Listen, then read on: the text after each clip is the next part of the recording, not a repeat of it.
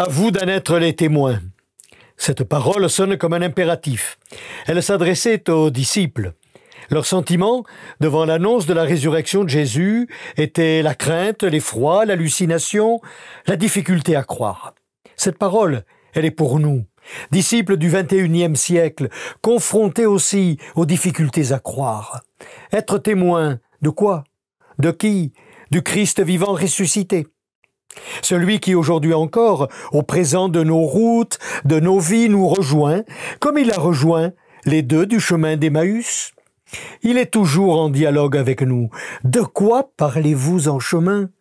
Quel est notre dialogue avec le Christ, dans l'épaisseur de nos existences, éclairés par sa parole dans les Écritures? Il ouvrit leur intelligence à la compréhension des Écritures. Sommes-nous vraiment des familiers du Christ chaque jour, qui se donne à nous dans cette rencontre à travers les Écritures, lui qui leur donne tout leur sens?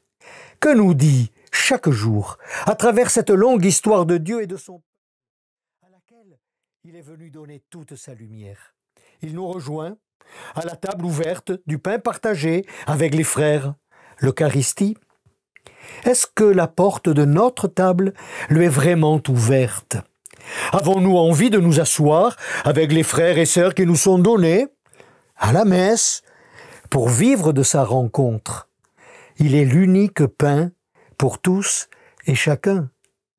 Heureux les invités au repas du Seigneur.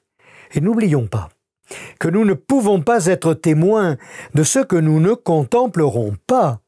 Ses mains, ses pieds, son cœur transpercé, le Christ ressuscité, serviteur de l'amour du Père, le miséricordieux, il se donne à contempler, le recevoir, pour le donner, et en être les témoins, que ce soit le beau visage de notre Église, servante, à travers chacune de nous et chacun de nous, que nous donnions à voir.